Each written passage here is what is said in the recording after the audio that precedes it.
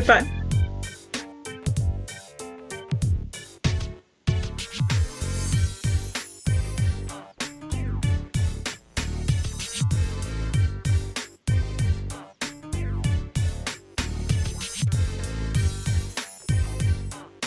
Thank you for having me.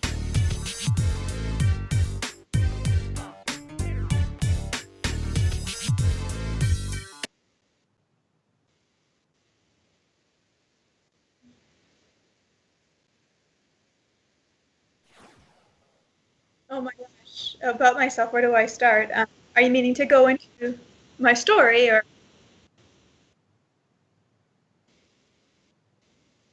no, I'm still Canadian. I'm going back very soon. Sorry? Yeah, I'm currently in Portugal. Yeah. Before,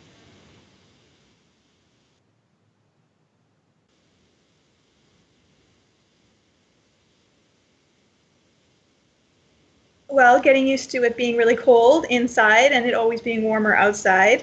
The food, a little bit. Well, if you don't speak the language, it's a bit of a challenge as well, but it's really, really nice, actually. It's not that much, there's very little crime. It's very peaceful. It has a back in time kind of feeling to it. Cobblestone roads, castles, people are very friendly, fruit trees everywhere that you can help yourself with.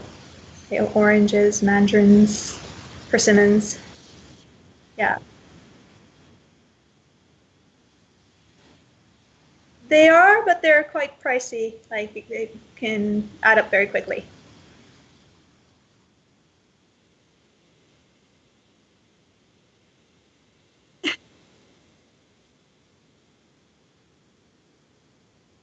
Yeah, no, we don't have that.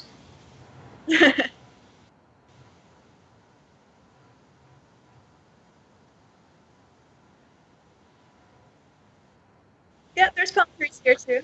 Wine, yes, wonderful wine. Olives everywhere. There's green wine too. It's just another kind of wine. Vino verde. Yes, it is.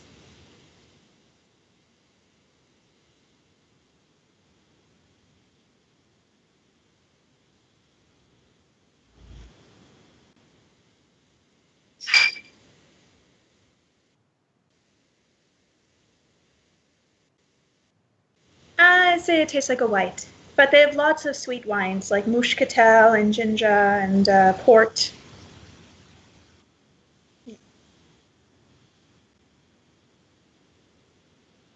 But they have it in a cantaloupe here. They cut a cantaloupe in half and then they pour the port in there and then they scoop it up with a spoon. It's really nice. Yes, yes. So lots of sangrias here too, which I really like.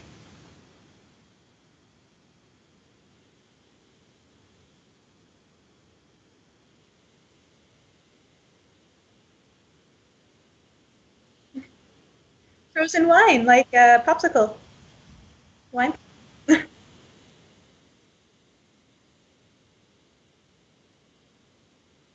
Oh yeah.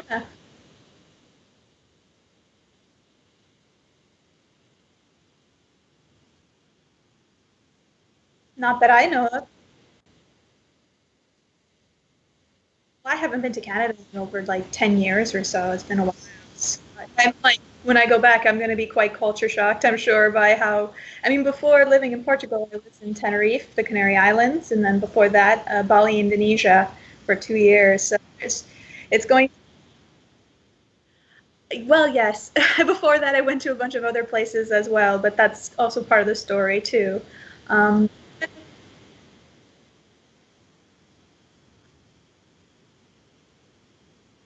oh, okay. So we'll try to shorten it though because it can be quite lengthy. I do have long blogs on this as well as a documentary. But so I was raised in a religious family, and but it was not a typical kind of like just Christianity per se. It was like a cult in which it had also a combination of Christianity, Jewish, and Jehovah's Witness. And yeah, you couldn't really. We had church on a Saturday instead of Sunday. Um, we weren't allowed to eat pork or seafood or things like this. No holidays, so no Christmas or anything like that. And you could mostly only talk to people that were within the church. This was called the Worldwide Church of God, for some people who might know about it. It's actually, it went down shortly after we left, which I'm jumping ahead. But so basically, at some point, my dad decided to leave the church. I think it was about 14. And when that happened, I got quite upset because our friends, these were our friends, and now suddenly we couldn't be friends because only if you believe what we believe. Did someone bing you?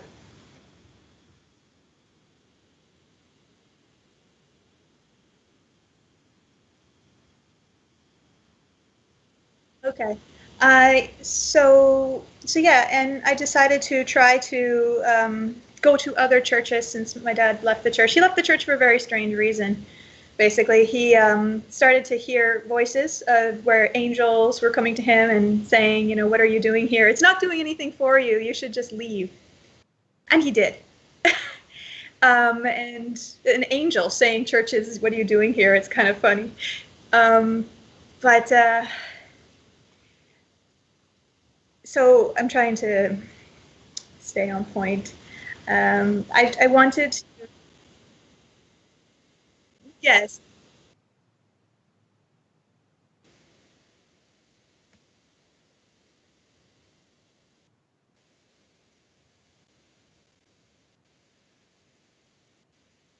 yep.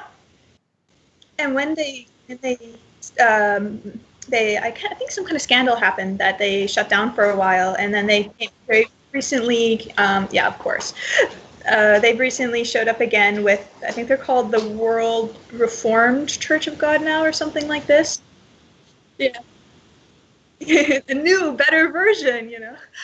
So So yeah, when we left the church, I was quite frustrated with my family. So I tried to look for other churches, but it just didn't feel right. So then I started to explore different religions, and I had a hard time choosing. And as I researched them, which was very, very basic, like, oh, they're all saying love and stuff like this. That we're this really all the same thing. So why choose? Why not just embrace all of them?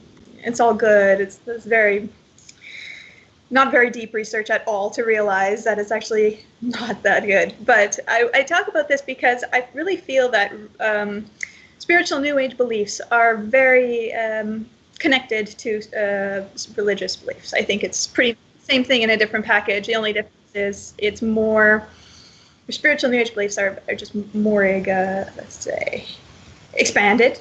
It's like a buffet of all these different things that you can just pick and choose what you want to believe, and you know what works for you, what's true for you. And they have the boys version, which seems to be more about conspiracy theories, or females more about positivity, angels, and you know stuff like that. So anyway, what happened next?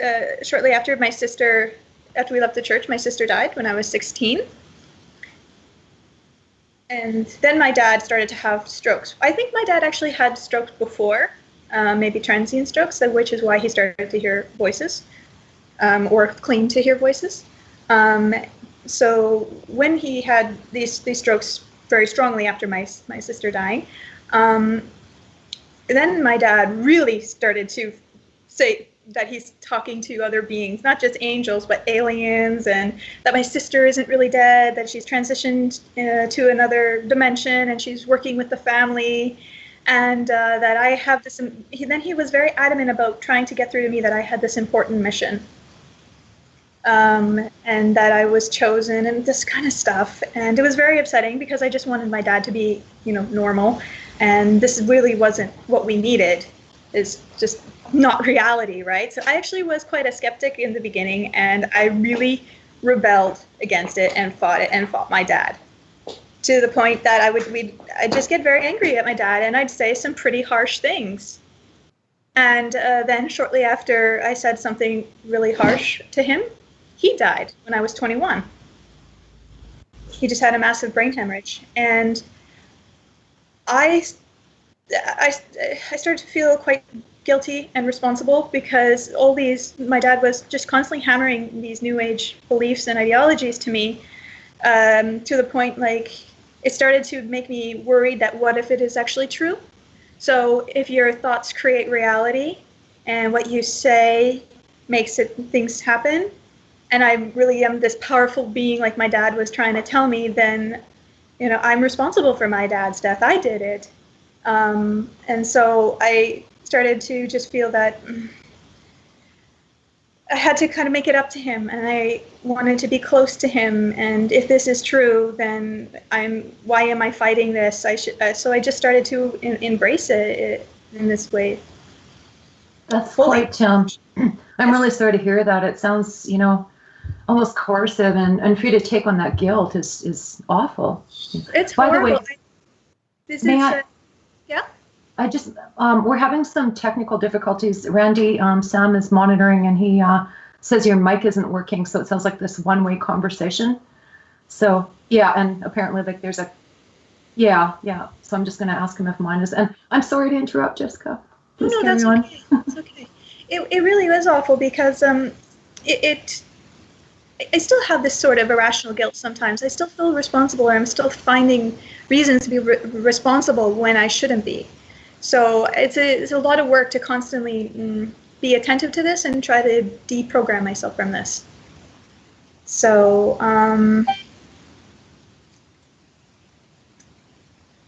after that, I started to try to find other people that have been getting maybe similar messages like my dad, to let them know they weren't alone.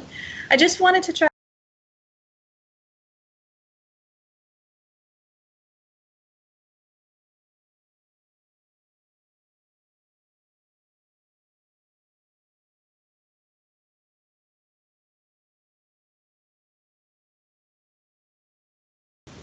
go to different countries and speak. I ended up getting an interview on a very, Project Camelot. I don't know if you guys are familiar with, but they were very well known at the time for like everything woo and conspiracy theories and aliens and all these kind of things that I was really indoctrinated in from since age 16 to age 21. David Icke, reptilian people, stuff like this as well. So I went on there, and I ended up becoming quite well known overnight, and that was very surreal. And it was very difficult to be able to question if what I was doing was the right thing, because I had constantly people that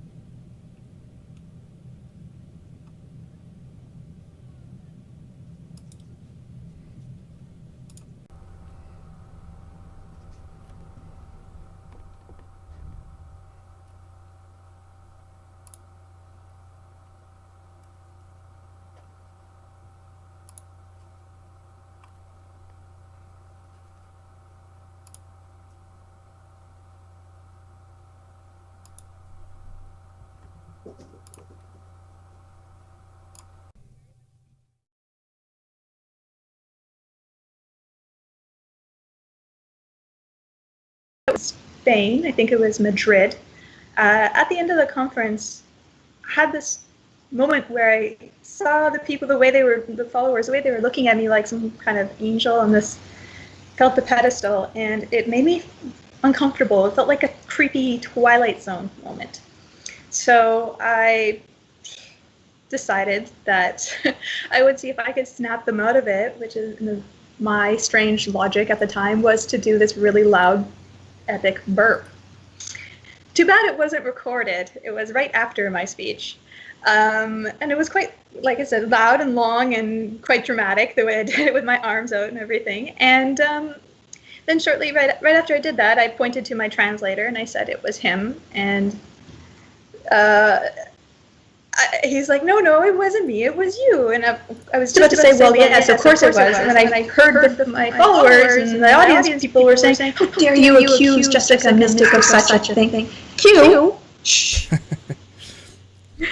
How dare you accuse Jessica Mystic of such a thing? It was you pig. So that was quite shocking because they saw me do it. They clearly saw me do it, but they refused to admit that I could do such a thing. And so that was a moment of realization that something was off, but not enough to get me to snap out of it. What got me to snap out of it was a little bit later on. I ended up getting involved in a relationship because before I felt I had no time for a relationship. I was so busy with my spiritual work and the spiritual mission and trying to save the world and confirming what people are seeing and experiencing and all these things. And so I got into this relationship, and it turned out to be quite toxic. He was abusive psychologically and very manipulative, and was wanting to use my followers as well, which I felt responsible for. And I wasn't able to get out of the relationship. It was very difficult, also because, well, first of all, I got into the relationship because I thought that with my indoctrination of my beliefs that, my love, I knew he wasn't a very good person, but my love could change him, right? This is also something girls usually think when they meet the wrong guy. Oh, it'll work, I'll change him. And also that my soul chose this, and I have to be an example, and I just have to send him love and light and good energy and stuff like this. But yeah, it just made him realize he can get away with whatever, because it was always my fault because I just wasn't loving enough or conscious enough. It's really awful. It seems to work on my end. I can hear you, no problem, Randy.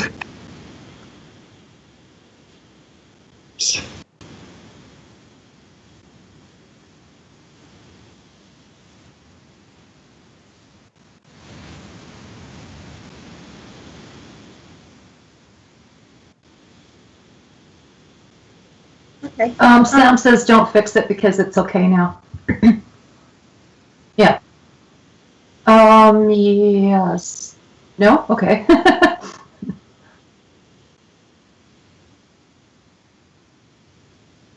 Should be okay now. There we go. Go ahead. All right. So, yeah, I had a really hard time getting out of the relationship, so I just decided that I was going to book a plane ticket to as far away from him as I could, literally, which was Asia. So I ended up going to the Philippines, and then Thailand, and then Singapore, and then Australia, then Malaysia, and then to Bali, Indonesia, where I ended up meeting. And I went there because I was very much struggling because of that relationship, really starting to wonder why my beliefs weren't able to help me with this, how my guides or my soul could choose such an experience or such a person. I was very frustrated with, so I had to try to figure out what I could do or how I could kind of repair myself. And so I did this trip also to try to do maybe spiritual workshops and things like this, connect with like minds, and just heal myself, I guess. And in Bali, Indonesia, it was quite a spiritual mecca as well for people that don't know. Ever since Eat, Pray, Love movie, they have everything there from tantra activations and unicorn initiation, just really bizarre out there things you just can't imagine. And also women who are trying to dress up like Julia Roberts from the movie and rent bicycles like in the movie in hopes to get run over by the love of their life, the Philippines. So this is another form of gullibility or just this idea that people have, and they think that it will somehow be reality if they reenact it or something. It's very strange. But it was in Bali, Indonesia, where I met Diego Fontaneve. What Christine knows him. He's on the board of AAI. Atheist Alliance International, yeah. Yep. That is such a cool name. What, AAI? No, Diego. Diego Fontaneve is a cool name to you? Yeah, I keep threatening to change my name to Raul Escobar. He doesn't like his name at all. Really? It always makes him think of some guy with a big mustache and a sombrero. Yeah, so what's wrong with that? Or associated with some famous football player or something. Oh, okay. Anyway, so he was. I met Diego through couch surfing, and he was probably one of the first people I've spoken to in a while that was not spiritual at all. Except I thought he was, because he seemed so mystical in his photos. He had these yellow eyes, and I looked at his profile, and he had an image of me in my Project Camelot interview, and something with David Icke, and I'm like, oh, okay, so this guy gets it, and understands these things. But his English also wasn't very good at the time, too. And so, but he was very curious about my beliefs and how I was thinking, and he just started asking questions, which were quite jarring, actually. The kind of questions he'd ask, like, are you able to think outside of these beliefs, or is this you speaking, or your beliefs talking or thinking for you? You think you're helping, because I really thought I was helping. What if you're not? What if you're doing harm to people? And shortly after, in Bali, Indonesia, I found out that that the mental institutions there were full of Westerners that come there after the spiritual workshops, and after, this was also around the time of 2012, where everybody thought it was going to be the end of the world or a big shift. And I also was trying to prepare for that, even though I never fully believed something like the world was going to end. I knew that a lot of people were very concerned, so I was trying to comfort people and give them something, something else credulous to think of, but it's like just the next step or whatever. But so yeah, it was, the more I talked to Diego, the more I started to see the harm that these beliefs were causing me, and also my followers, people I cared about. It was very upsetting because you think you're helping, and only to find out you're not. You're like a drug dealer. That's what they just want more and more, and just taking pieces of you, and you're really you feel that you have a responsibility to them. But and so with Diego, we ended up, after him being able to help me, it felt like, again, drug rehabilitation, just questioning everything and re-examining everything. And then I started to speak out on YouTube and try to tell people about my findings, and they pretty much turned on me. They called me evil, a traitor, liar, brainwashed by Diego. It was really horrible, and it was only because I didn't tell them what they wanted to hear, because I was telling them to think and question. It immediately is something so awful, but I just kept on making videos and sharing, and eventually people started to realize and see, that they also were stuck, and they didn't want to struggle with this kind of gullibility or these kind of beliefs anymore. So this is when we started to have the EOF project, which is, sorry, I'm jumping all over the place. That's okay. With Diego, we decided to set up an EOF project. I'm co-founder, and we would work with people to help them transition from believer to a skeptic. So we would help them to, EOF stands for end of fear, but the kind of fear I'm talking about is irrational fear, existential fear. So fear that I'm not good enough for God, I'm not good enough as a spiritual person, I need to be more positive, I have to avoid negative, all these things that give us a lot of unnecessary anxiety and stress. To be able to question this and know the difference, because we're not trying to get rid of real fears, like if you're in physical danger. We need that kind of fear. It's there to keep us safe. But the problem is we constantly confuse actual fear with irrational fear, and then we react to it, and then we create a whole bunch of unnecessary problems. So. Yeah, I'm going to go back a little bit to how you were treated by the community, and people have this bubble that they've sort of a world that they've created for themselves inside a bubble, and what's happening is that you're threatening to pop the bubble, right? That's Yep. where it all comes from. It's no different for religion than it is for any other rational belief. But I didn't realize at the time. I know now that well, actually, I found out that there was an experiment done where they found out that if a person has their beliefs questioned, the part of the brain that lights up is the same part of if they are in physical danger. So they react as if they're in physical danger. And the reason this is because of identification with the belief. So the person thinks they are the belief. Mm-hmm. So if you challenge that, then you're challenging them as a person. They are not able to separate the two. They don't realize they were not born with this belief. Mm-hmm. And how it has taken over. I feel like it is sort of like a parasite. It is like takes over your mind and thinks for you. Well, there's something to be said for the meme paradigm.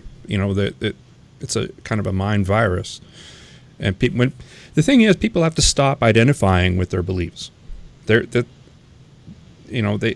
not their beliefs. They are who they are.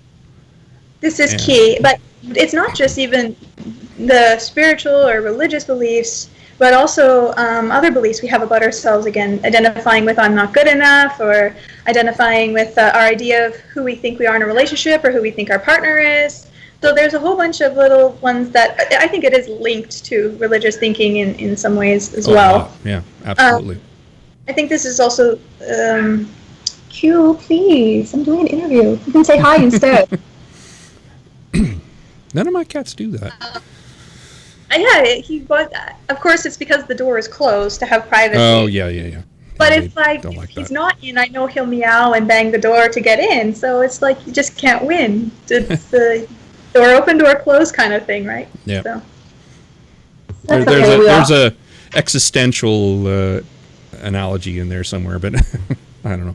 We often have pets joining us on our shows. Yeah, okay, good to know. I'm Mine, with the team. 10 cats, and there's not one to be found around here. That's amazing that they're not interrupting your show. But his name Q is named after the character, John Delancey. We had him on as a guest. Yeah, the god that makes trouble all the time and messes with it. That's exactly what he's like. So I really wonder if we didn't name him that, would he not be like a jerk? Or be careful. What you name them, they could become it. Going back to, so religious thinking is influencing us a lot, even if we think we're not religious. So I didn't identify with myself as religious for a long time. Actually, I don't think I ever was fully religious. Like, I never really embraced fully this idea of God or even Jesus, actually. But I wanted to be accepted by my family and by my community. And so you have to be good, and you have to tell people what they want to hear. And I mean, if I was good in church, or if I could repeat my Bible lessons, then I'd get a reward, right? So you're a good person. And so, because I remember being quite bored, but I thought that, okay, I think what happens is, as kids, we're bored at church, and then we just think, I'll just pretend. So you can even do this as an experiment, which I don't know if I suggest, but you can go to church or try to subscribe to a belief for a day, just to try to see what it's like. And it's just like playing a role for a bit. And then you try to do it for a week, and a month, and then after a month, you start to forget that you were playing a role. You start to forget that you were, just trying it on, because after a while you start to really believe it. Now this also happens with the actors with the Stanislavski method as well. They really struggle trying to regain their psyche after certain roles. So it's not suggested, but it's interesting to see how quickly we can go from being a believer if we're not constantly being skeptical and questioning. I mean, I even know some people that were supposedly skeptics that after a few days of watching flat Earth videos, it's totally true now to them. Wow. And that's quite shocking how quickly we can transition to such a belief. I have a friend who actually was a Christian, and he decided he was going to try and live life as an atheist for a week, just to, check it out. And he became an atheist. Yeah. It's David, right? Yeah. And I think it's an identification to also like this idea of family and fellowship. And I just don't like how with religion this idea of that we need to be saved, that we're not good enough, that we're dirty sinners. Spirituality, there's constant work you have to do as well, and it's also never enough, like I was saying before. You have to meditate, you have to do yoga, and there's nothing wrong with meditation and yoga, but then it transitions. I think it's like a gateway drug to the more heavier stuff, because if you go to a meditation or yoga center or practitioner, they will try to get you involved in chakra activation or crystal healing or whatever, or maybe you have to be a vegetarian. Okay, vegetarian's fine, but from vegetarian to vegan, from vegan to raw food, 200-mile diet, then of course nothing GMO, everything has to be organic. And then breatharians. I was just thinking that. I was getting it. Because then you go from like maybe just only eating fruit, one kind of a fruit, and I was there. I went I went up to vegan. No, raw food. Raw food was the furthest I got. But then, I started to hear that that's not enough. You actually have to, strive to live off of the energy. You have to live off of the sun, which is the breatharianism. And the whole goal of that is to have your butthole close up. And just to constantly raise your vibration to the point like, what, are we vibrators? Vibrate all the time. That's conscious. You start thinking about it, you're just like, what? Oh, so screwed up. Yeah, so you're constantly held by, you have to do this and that, and it's just, and they start pigeonholing you in these little tiny boxes, and you have to and we're always looking to indoctrinate ourselves with new videos to stay informed. You think you're smart, you think you know things that other people don't know. What I found so appealing about the spiritual New Age beliefs was just that it was like anything was possible. Does anybody ever ask what's the evidence? So evidence, they would how would they handle it? They would say that this is beyond science, so it can't be proven. So what you feel, what you experience, if you have a high emotional experience where you feel one with the universe, where's the evidence in that? You can't prove it, but you feel it so strongly, so you're so convinced that it's true. And you look for evidence to confirm it all the time to you. That's the confirmation bias. So evidence isn't so important to people. So it's what feelings. they feel. Feelings is the form of evidence that they are swayed by, not actual objective evidence, which what they should be. Well, from our perspective. Well, to them, they feel that there's more to life than that. Like it also closes us off to magic and wonder and gullibility. Yeah. Well, it doesn't, but because there's no evidence for it, we just reject the existence of it. We don't, or should say, we don't accept the existence of it. Let's say hypothetically, if there was evidence that there was a God, I would think that even if there was evidence that there was a God, I still wouldn't believe. Mm-hmm. Because what kind of God are we now talking about? The one in the Bible? Well, that one sounds absolutely crazy and hypocritical. Well, if that existed, you just wouldn't worship it, right?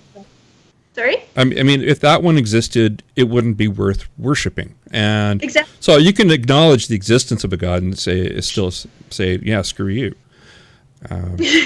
Exactly, that's what I'm going for. Like, even if there was evidence, I still would, because I've heard some atheists even say, well, if God then one day turns out to be proven, then I will believe, and only then. But I'm thinking that we have to be careful with that, because there are also, like you were saying, people who can go from being a skeptic or an atheist to suddenly believing as well. I've gotten quite a few letters from people like this too, and here's why I transitioned,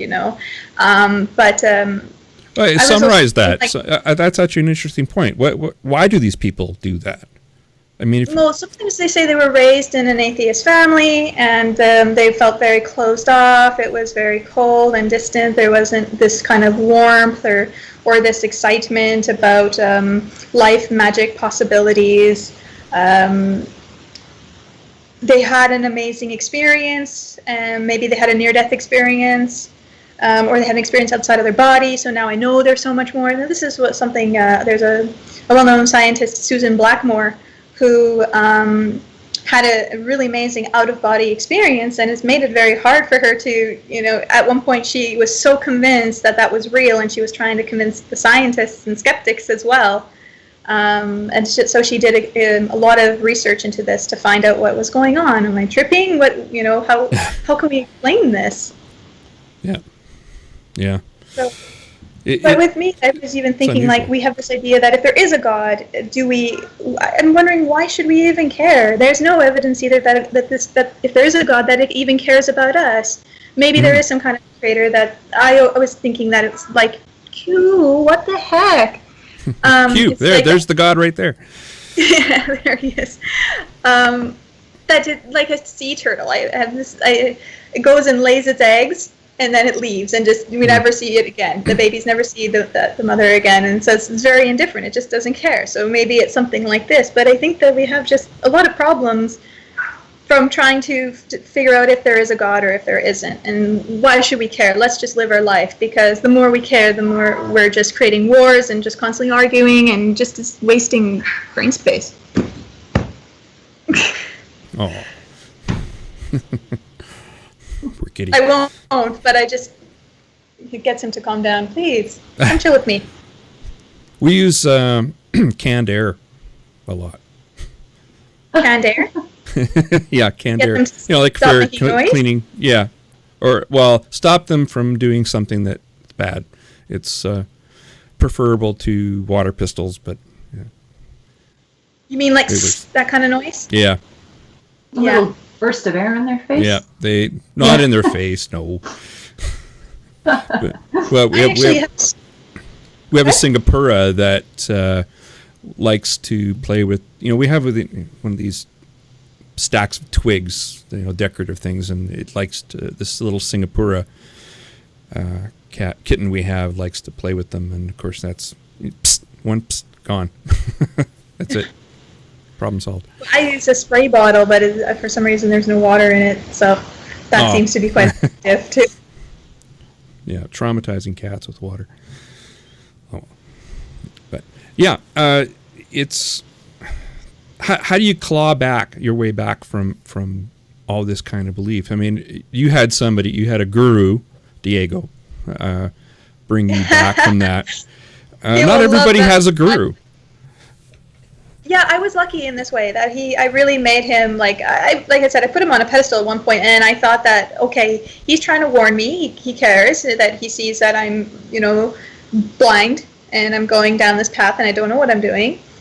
He's trying to make me aware of this, and I appreciate it. But I think he's talking about fake spirituality, that he somehow, I had this idea that he was like this advanced being for some reason, and that he and this is what a lot of people thought as well. Like when I started to speak, they're like, okay, she's only talking about this. Yeah, there's some things that aren't good in spirituality, but there are some things that are fine. So we shouldn't discard everything, like don't throw the baby with the bathwater kind of a thing. But if it's going to create problems, if it's going to create a lot of irrational fears and again make you gullible, then maybe we should. And so a lot of people had a hard time accepting that I was actually going after spirituality as a whole. They're like, "Whoa, no, you can't do that. There is a spirit. You can't discard this." Or like, so I kept getting, "What about this? What about that?" And so I was like, "Well, maybe your spiritual experience might be true, but is it worth it for you to lose your mind to it?" Because that's what happens. So it takes people who are stable-minded and makes them less and less stable. Is that worth it? And then you're going to push it on your kids. You're going to think that it's the way to be. It's the end-all be-all. This is something we have to really look at that. How do you think this affects mental health of people? these beliefs? Well, like I said, Is it? People is it? who Is are, it? Sorry. Is it sort of like? Is somebody necessarily mentally ill before they get into these things, or is it? Can it affect mental health? I just don't understand how people get into this. I understand that there's a feeling of connection, but I can do that with my telescope. I mean, I feel connected. Well, I feel connected to the universe through my telescope because I see. Well, I think I just answered my question. I actually see, the Andromeda galaxy. I actually see these nebulae, these star nurseries, like the Orion Nebula, and that's how I get my connectedness to the universe. But it's real. It's something I can actually show other people. It's not makes you personal. small, though. It does. It's not personal. Yes. Makes you small, but see, for a spiritual New Ager, it makes you really important. What also bothers me about this belief is you're the center of the universe. That the whole planet you can affect by your thoughts. Well, if that was the case, why are there people starving still in the world? Why are there still wars? The universe is all love, and our planet is the most important planet, and all the other alien races are only interested in our planet. These kind of things. It's like it's like all the aliens except on Doctor Who. All the aliens go to America. Exactly. Except just like this. So if we're the center of the universe, we're the most important. So it's the same with religion. So this bothers me is that God gave us this planet to do with it what we like. So if we want to sacrifice something, if we want to mistreat an animal, or if we want to destroy the planet, we can because of this idea of God, and that we're privileged, that we're special. That's very disturbing. Yeah. Well, we are special in the sense that I keep saying this is that. I'm not the first to say this. We are how the universe came to know itself. I find that amazing. I don't need. I just don't feel the need to add stuff. I mean, I find this universe as it is so amazing. Why do people think that they need to add stuff? That's a good question. I'm trying to think how I used to think before to try to answer it. Yeah, that's probably a good place to go. Yeah. I think because there's so much that we're not seeing, that there's so much that we use such a small percentage of our eyes. There's so many things that we don't know, that we don't understand, that it's mind-blowing, and also it's very hard to handle the unknown. Particularly when you hear things about aliens or UFOs or these sort of things, they immediately make us think, well, what if they are true, and what if we're the ones that are being foolish by ignoring it? We should look in on this more because this information is being withheld from us. So also I think the idea of that why it's not enough is because this idea of infinity growth connected to God, we have to, if we think it's just enough, then we don't go further. But funny enough, I find that our beliefs don't really let us grow further, because when I think about religion, it feels like it makes me think of being in school and having to take a test, and the teacher said, "Now, kids, there's no need to study. The answers to everything is God." So you can't think you can't grow. Easy answers. It's easier than actually studying science. I mean, that's for sure. That, and also the unknown is scary. So there are things that science isn't able to answer, like what happens when we die. No one knows, so we have to invent stories. And these stories make us so convinced that it's true that we're willing to kill other people like suicide bombers because we're so sure we're going to a paradise. I've witnessed this so many times also within the spiritual New Age community. How many people killed themselves because they were so sure that they were going to another dimension or another life? There's one of the reasons I got under a lot of fire. There's a lot of websites and videos, and whenever I make videos, a lot of times they get downvoted right away because I started to go after certain spiritual leaders like Teal Swan, who was promoting. Who's that? I don't know who this guy. It's a girl. Okay. She kind of looks like a guy, but a lot of people think she's very attractive. But she's basically, I mean, I find a lot of people who get into this, they either know that it's BS and they just milk it for all it's worth and they make a business out of it. I wasn't this way.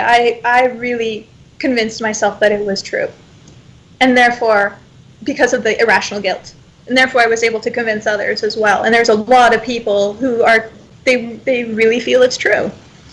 And what's horrible is these people end up being exploited by the ones who know it's not, and end up using and abusing them in whatever way in the name of the belief, like we hear about, like with the scandals of churches, for example. So you were saying that some of these people actually endorse suicide?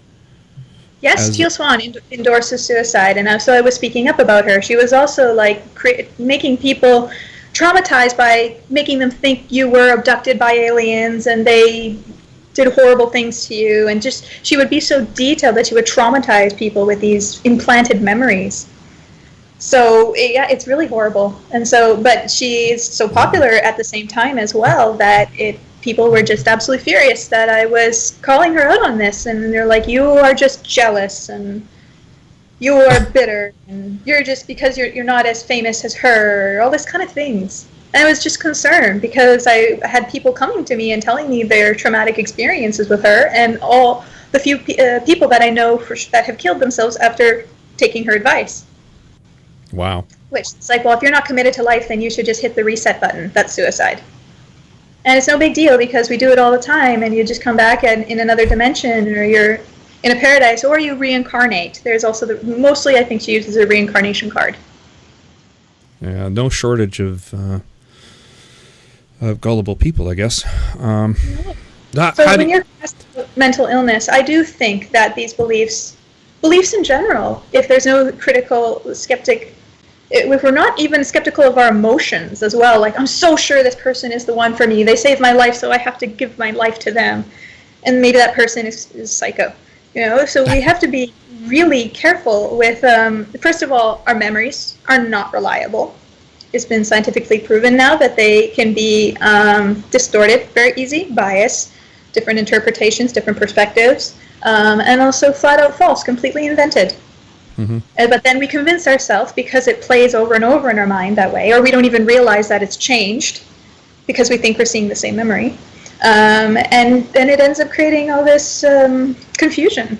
And so also we can't really trust our emotions either because our emotions aren't reliable. We can feel, have an emotional moment maybe because we haven't cried in a while, or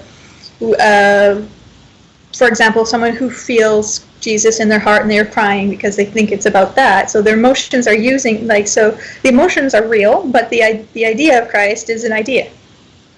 Mm-hmm. It's not real. And yet, so here's a person using their emotions to confirm to them that this is true because I had this high emotional experience. So this is why I say we can't trust our emotions either. We must be skeptical of these emotions and the memories and just all the different ways we can fool ourselves so that we can be as less gullible as possible. And it's a lot of work. I mean, you're saying what it's like. It's really hard for me. Really, really hard. Probably the hardest thing I've ever done. Because it was my whole life. Mm-hmm. Diego kept asking me, well, who are you without these beliefs? What do you mean? It was so difficult to grasp. It was my job. I was, getting supported this way. People were constantly giving me donations. I at first refused to charge because we grew up very poor, and my mother was sick with migraines, and I thought, well, it feels like we're sending this message that only if you're wealthy do you deserve to be healthy, so I want to give unconditionally, like trees that give fruit, flowers, leaves, shade, and comfort unconditionally, and never once says you owe me for my services. So I got this kind of idea, and people just started to support me because they were like, you have to survive somehow, and mm-hmm. we want you to do this full time, and well, okay, I'm horrible at my job, so that's fine. Or it wasn't that I was horrible, I was just a daydreamer. Too much to be able to focus. And school was the same thing as well. So it was everything. It's the realization that I would lose friends, followers, maybe family members. It's like an earthquake. because you question everything. You have to start completely from scratch, and also you now have this guilt. For me, I really wanted to help. If I'm not helping, then okay, I need to come clean. I need to talk. So when I speak to other people who are promoting this very strongly, I look at it like a multiple choice. A, pretend you never heard this and continue on enjoying all the consensus, admiration, and money and travel and this life, which is very tempting. It's hard to pass up. Or B, disappear and beat yourself up, which some people choose to do. Or C, face it. Bite the bullet, try to tell people, I was completely conditioned by these ideas, these beliefs, and they're actually very harmful, and here's why. To just try to make amends again. So you see, I did the same thing with my father, trying to make amends, and now making amends with this, because it's my responsibility. I mean, I was very shocked to find that when I left, I found that it was more popular than ever. When I first got into it, it was so, it was very under the table and taboo, and it was very difficult to find people to talk about it. And now it's just everywhere.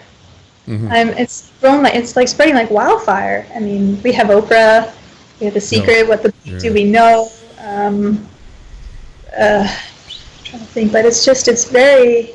Dr. Oz. Dr. Oz, Eckhart Chopra. Deepak Chopra, my favorite. I'm down on his Twitter feed. He actually recently befriended Michael Shermer. Yeah. Yes. And they're actually now fine with each other, but it's like, what? The way, like, it seems like Michael's in some way accepted him, or I'm like, no, you shouldn't accept this guy. I don't know if this guy, if he's a businessman, or he knows that it's a scam, and he's just, raking it in. I don't think he really believes this stuff. I think he just, it works, so why change? So if we've been doing something for a long time, but even then, so for me, after like having this, okay, everything has to change, okay, but then you don't know how to think, what to feel, you don't trust anything, you become kind of, paranoid with your mind, or, where is these belief viruses now? So it's like very blind, trying to navigate and figure out, to be able to think rationally again, because it's so hard to tell the difference. For me at the time, like, in fact, Diego kept saying, well, can you tell the difference between fact and opinion? Or how, because the authority we give to, again, the feeling or opinion seems to be much stronger than we don't realize that it could be hearsay. If someone says they had this experience, or I think this is also how the different religions started to happen as well. One person said that it happened like this, and they explained it, and then a person interpreted it in a whole different way, and then they made it into their own kind of thing, and then they start fighting over it. Yeah, it's built on previous mythologies, and it just keeps on building and building and building until you get this edifice, which is overarching and downright oppressive. But it seems to be the common thread is oppression. Yeah, in some ways, yes, it is repression in one way or another. But we don't see it that way, though. We see it as absolute liberation. Mm-hmm. So that's why it's very Orwellian in that way, right? Freedom is slavery, and et cetera. It's the oppression comes out when it's somebody questions dogma. That's when the knives come out, and the true colors of the adherence to whatever cult or religion or whatever. That's the thing. It becomes a threat, and someone like you is a threat because you are a true believer. That's the other thing. You were once a true believer, and once you left, it's just like in the Jehovah's Witnesses, right? You were shown the correct path, and then you rejected it. I mean, it's one thing to be an atheist like me. I was never a believer. I was never part of a religion. Oh, well, he'll come to the correct beliefs on his own, right, kind of thing, which is just nonsense. But I'm already there, as far as I could tell. But somebody who was actually a true believer once, that's a special. This is why Islam calls for the killing of apostates. They were the true believers at one point. They knew they experienced the the correct thing, and then rejected it. That's a special status, if one wants to put it, that needs to be destroyed. It's very tricky because people are saying, well, you have to be free of religion and religious tolerance, but you can't tolerate something like this. You can't tolerate a religion that kills apostates, particularly if you say keep your beliefs to themselves. Okay, they keep their beliefs to themselves, but yet they're still going to encourage within them, with which their beliefs encourage, is this: the whole world has to be Muslim in order for us to have the paradise. So they still have this nurtured, and so they continue on with this. So it's not the. I know people are so afraid now to step on toes or offend. I know there was the blasphemy bill was recently lifted, by the way, in Canada, which I was very happy to hear because I really didn't like that. So it's kind of difficult to tell other countries blasphemy is not a crime when you have, even if it's a zombie law, one that hasn't been actually enforced in 50 years. It doesn't matter. It's kind of, like Ireland right now still has their blasphemy. That's that's the strange thing. It's a new law. I mean, it's only been less than 10 years. It's ridiculous. And they have that. We're afraid to offend. We're afraid. If you say something, then you're Islamophobic or you're racist or these kind of things. So you can't. You have to, what are we supposed to stay silent? Will these atrocities continue on? Are we supposed to do what Germany did and just build 100 mosques, and then after a while, should we be surprised when they start to force the locals to be covered up, the females to be covered up, otherwise they will be beaten? So they start pushing laws and their ideas on them. So this is a problem. Even with the spiritual New Age, I thought I had to convert as many people as possible too, wake them up to their soul, their true potential, to shift the planet. It's always has this theme, this pattern. Now you probably feel like you have to reverse it. Now I feel like the planet should all be critical and rational. Yes. In this case, yes, I think we need to be more critical and rational, so that we have to separate church from religion and church and state kind of thing like this. This definitely must happen. We must not have faith schools, or at least be able to study the Bible to see how ridiculous it is, to see the inconsistencies, the contradictions, and so on. Yeah, unfortunately, Canada still has their religious schools, that are publicly funded. Aside from that, we can't keep protecting it. I mean, blasphemy is very important because it's a therapy. It helps people to. For me, it helped me tremendously in my transition as well to ridicule my authority figures. Before, you find that people who are believers, they won't make fun of their belief. It's sacred to them, and so they're they don't want to offend or whatever. But they should, because nothing should be so high up that it shouldn't be ridiculed. And then it just gives a perspective of how ridiculous we once were, and that's okay. We don't need to take it so seriously and fight for it, kind of a thing. Yeah, that's the thing. People take, like we talked about before, people identify with their beliefs as opposed to identifying with who they are. Yeah. Well, they don't know who they are without them. So how could, if you've been thinking a certain way for a long time, but also you're discouraged to think, because I've seen churches say thinking is evil and stuff like this. So it's been discouraged for quite a long time. So you have this historical influence that is very difficult to try to overcome and break, even though what we have to show for it is just repeating history over and over again, same patterns over and over again. It's quite embarrassing that we just keep repeating.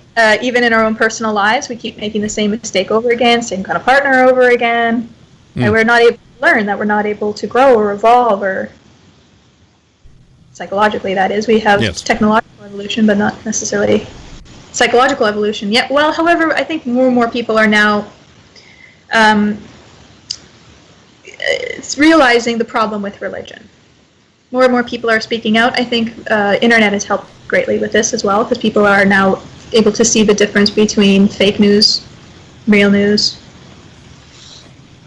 I hope so. Unfortunately, I don't know if that's necessarily true because, well, Trump's in the White House. But, yeah, that's one of the things about the internet and net neutrality. Anything, the Google University is not a proper, you can't get a proper degree from Google University. Right, yeah. But I'm worried about universities in general now, too, though. Do you mean like faith universities or? No, real universities, especially in the social sciences, where we're seeing too much of the same. Oh, we can't offend people. Oh, we have to not, like the whole words of violence nonsense. That's a problem, yeah, because then we can never really investigate into exactly what's going on and address the problem as a whole. We're protecting the problem. The idea is that we should be able to entertain ideas, no matter how much we disagree with them, without accepting them. It doesn't mean we accept them. We analyze these things. And we're supposed to be dispassionate about it, and that seems to be lost or becoming lost. I think it was an interview that I think it's in England. They're the ones that were telling me that more and more people are rejecting religiosity. So I didn't look in on it, but I know that they are they do a lot of research. But if you're immersed in this world of skepticism, then you only see all the articles about the progress of skepticism. But I mean, if we look at it on the grand scheme of things in the world, it may not necessarily be, because also there are some countries that are atheist countries, but now they're becoming more spiritual. That's a word I don't even know what it means. When somebody says they're spiritual, I'm just like, okay, define that, please. Yeah. This is a very good thing to do, to define it. What do you mean by vibration? What do you mean by consciousness? What do you mean by soul? Then you'll find out that they don't really know what they're saying or what it really is. They just think they know it. They hear people say it over and over, and then they just repeat it. Yeah, that's true. Christina, are there any comments on at all? Just let me have a quick look here. I know that Twyla's watching us. She can do that. Yeah, and, unfortunately. So hi, Twyla. we'll fix your issues later. Certainly before our next interview with Kathy Young. We have Beej and Sam discussing the flat Earth. Discussing the flat Earth, yeah. The problem with the flat Earth is that, like, even if you told them just, put some money, because if there's here's where the internet really works against us when it comes to being critical, is because they have millions of hits. And I remember also back when I was in that stuff, by the way, the Earth wasn't flat for me at the time. The Earth was hollow, and also a hologram.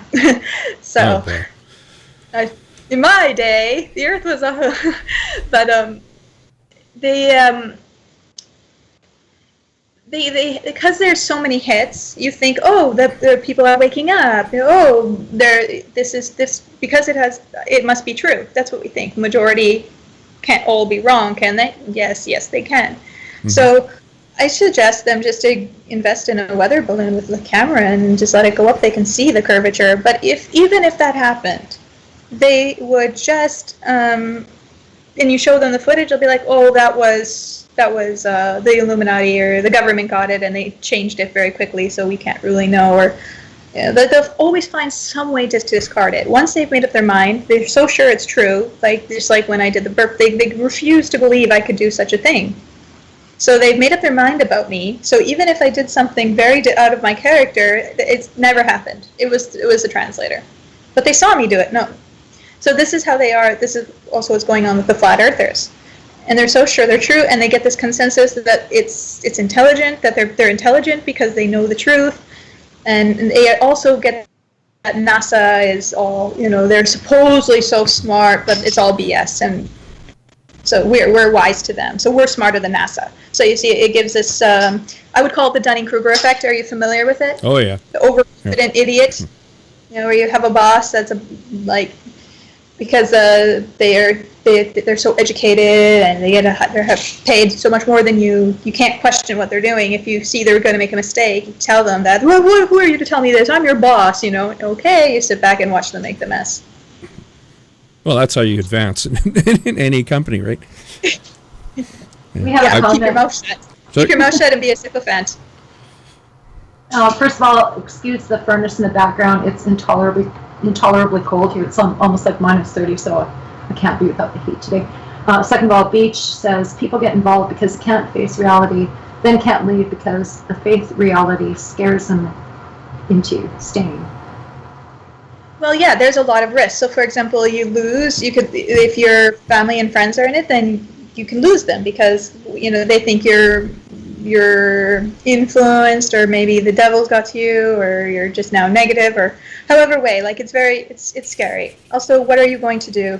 Who are you going to belong with next? How do I handle these beliefs without the church, without the community?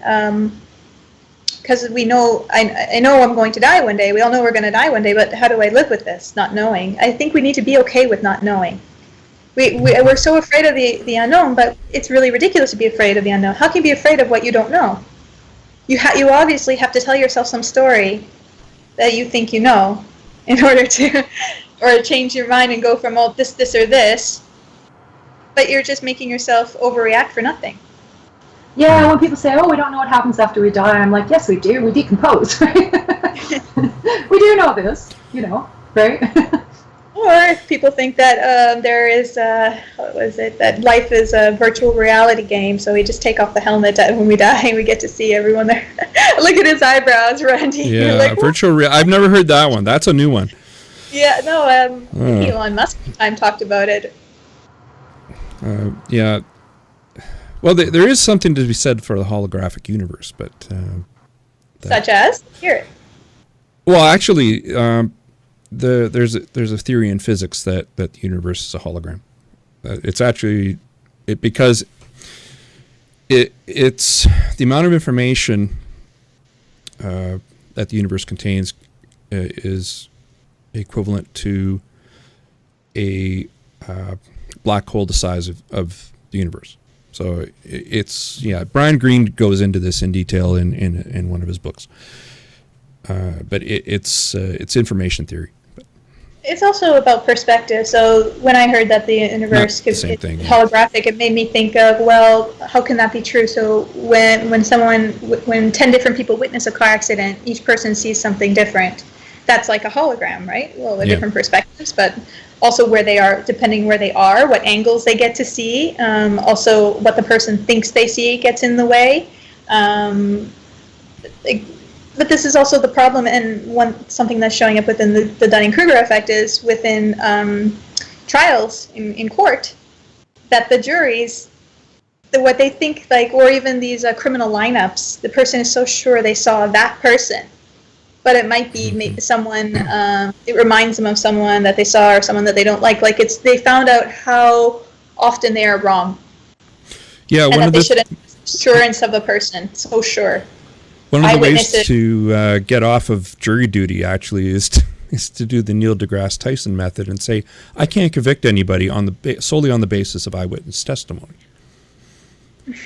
He's been up 3 times, and each time he's been rejected because of that. Wow, that's great. That's good to know. Yeah, but I agree with him. Get out.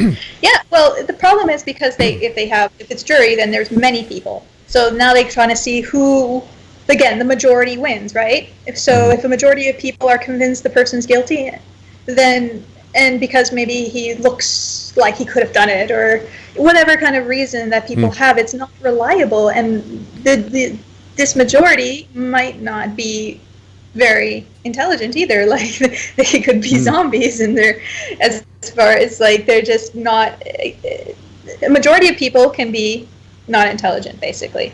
So they're not able to make the decision or to see what's really going on. And it's difficult because the beliefs make us not intelligent. Yeah. Okay.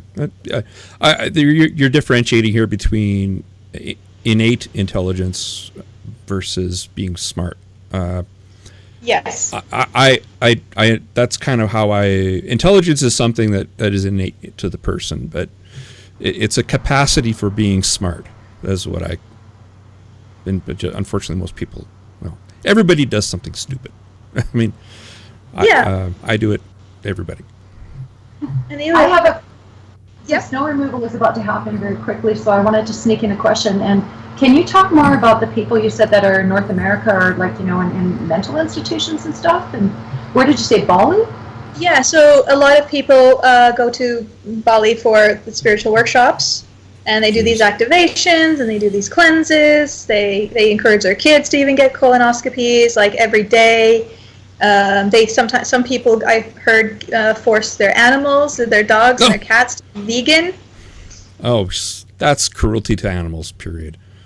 Yeah, it's and only eating vegetables and fruit and eggs and stuff like this, and then they die, of course, animals. Yeah. So yeah, I found out that the mental institutions in Bali are full of Westerners that go there for these workshops, and they end up there.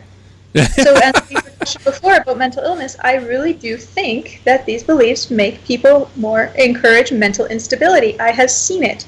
I've seen people who are stable completely lose it. Suddenly you're hearing voices, you think you're seeing things. Like spiritual workshops are all about, you want to meet your guides? And I was all about promoting meeting your guides. You have to imagine it first, visualize it, pretend it's actually happening, and then it actually is. And then you start convincing yourself. You start, a person is so sure they're hearing things, and then what are they saying? Oh, they're telling me to do this. I have to go, dive in the dumpster. I've heard the most craziest stories. I have to get naked and walk in the middle of the road, and it's just, what the heck?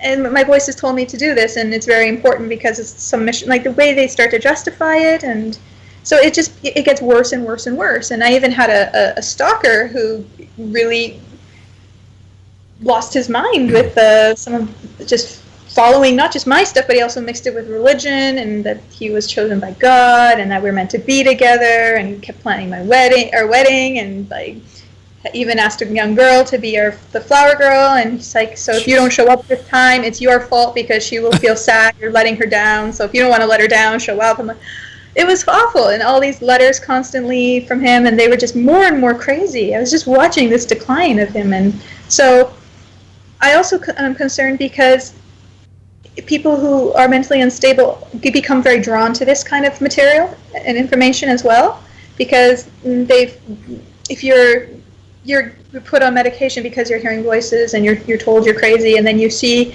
oh no, you're not crazy, you're just awakening to the fifth dimension, you're hearing your guides, you're hearing beings from other, you see, so it starts to confirm to them that they're actually a part of something, like that the world is wrong about them, so they don't have to feel this way about themselves anymore. This is the concern. Yeah. This is a problem. I would think so. It's kind of a chicken and egg thing, right? Were they drawn to it, these beliefs, because they have mental issues, or did the mental issues develop after? After you're drawn to it. Yeah, there's something to sit with. I think it's probably an individual, case by case basis, I suppose. But yeah, each to their own. Yeah. Any questions, Christine? Any questions from the peanut gallery? I don't think so. Let me check. No, it's also kind of weird. So it's like it's very close to the people, and Saturday. So yeah. So people have plans Saturday night. This day. Yeah, it's Saturday night, but for you guys, it's like Saturday morning, I think. Afternoon. Afternoon. Yeah, it's about 1:30. Yeah. Yeah, there's just a bit of chit chat going on in the chat window, but not really any questions. Oh, okay. Yeah. So I think we'll leave it here because I know you're hungry. You haven't eaten yet. I haven't eaten yet, and my food's actually right in front of me here. Is there anything you want to promote, Jessica, before we sign off here? Like your documentary and everything? Yeah, my film, Memoirs of a Former Mystic. Caution, too much love and light will make you sick is the title. Because in the trailer I'm puking out rainbows and sprinkles and stuff like this. It's funny, but it's actually quite tragic because it's showing, look, it made me really sick, and I'm still trying to, I'm still purging this stuff. And then also the EOF project, eofproject.org, and my website, jessicamystic.com. Oh, no, it's Jessica Mystic. Yeah, see, there we go, automatic, just like that. That's my old one, jessicaschab.com. And yeah, thank you for having me on this. Thanks for being on. Yeah, it's an interesting story of a side. Yeah, not necessarily religion, but religious in its nature. They're intertwined, and yeah, you have to see patterns of that. It's the same kind of thinking, and it's very similar. Just the one is more structured. Religion tends to be more structured than religion is more structured, and spiritual New Age is like The Matrix, science fiction, fantasy. It's all true. Truth is stranger than fiction. So it's that's actually true. You're superheroes. You can save the planet. You know, you have abilities, telepathy, telekinesis, psychic. You know, so it's very appealing to people, particularly if they're struggling to fit in, and I mean they embrace outcasts. So yeah, that's an interesting point. Yeah, things like that. They embrace people that are odd ducks. Mm-hmm. It's like why people go to anime conferences or Comic-Con. You know, they're odd ducks, and then all the odd ducks can get together. And play around. And with their heroes, yeah. Yeah, cosplay. Yeah. Well, thanks, Jessica, for being on. Very welcome. What's that? You're calling an outcast. I was supposed to speak at Comic-Con last 12. Oh, that makes you an incredible outcast. They have You're going to speak at Comic-Con? Yeah, they have a skeptic track.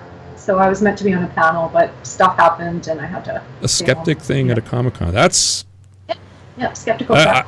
I love the outreach. It's where it's needed. We should be going where we're needed, right? Maybe that's why Michael Shermer kind of got on with Deepak Chopra. Maybe it's Trojan horsing. I think they just agreed to disagree because they had a debate and things. With Sam Harris. Yeah. All right. Thanks for being on. Yeah, I think we're gonna close it out. And you can go eat. I can go eat. Yeah. Great. Thank you. Thanks. Thanks. Bye-bye. You've been listening to the Legion of Reason diversion coming to you from Alberta, Canada. If you enjoyed this episode, consider subscribing to our bi-weekly podcast on iTunes and other podcatchers. Even better, subscribe to our YouTube live sessions where you can join in on the discussion. Thanks for giving us a listen.